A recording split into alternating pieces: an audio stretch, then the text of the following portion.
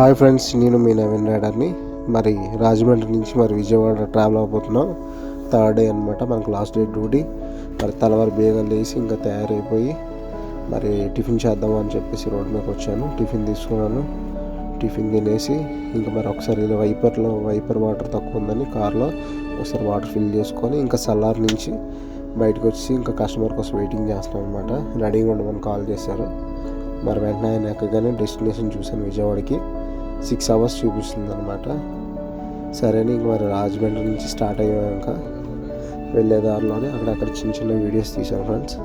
కానీ టోల్ గేట్ల దగ్గర మాత్రం విపరీతమైన ట్రాఫిక్ ఉంటుంది. ఎప్పుడు వెళ్ళినా మొత్తానికి 6 hours జర్నీ చేసి విజయవాడ చేరుకున్నాం. విజయవాడ చేరుకున్న తర్వాత కస్టమర్ పని కూడా అయిపోయింది 2 hours. ఇంకా లంచ్ చేద్దామని చెప్పి విజయవాడలో ఒక హోటల్కి వచ్చాము. హోటల్ మాత్రం సూపర్గా ఉంది. ఫుడ్ కూడా అలాగే ఎక్సలెంట్గా ఉంది. నేను సౌత్ ఇండియన్ థాలీ తీసుకున్నాను, చాలా బాగుందన్నమాట. ఇంక తినేసి కస్టమర్ని విజయవాడ ఎయిర్పోర్ట్కి డ్రాప్ చేస్తాను. ఆయన ఫ్లైట్కి టైం అవుతుంది. మనకు లాస్ట్గా బాయ్ చెప్పేశారు. ఇంకా నేను కూడా విజయవాడ నుంచి వైజాగ్కి ఒకసారి డెస్టినేషన్ పెట్టుకున్నాను. 6 hours జర్నీ అని చూపిస్తుంది.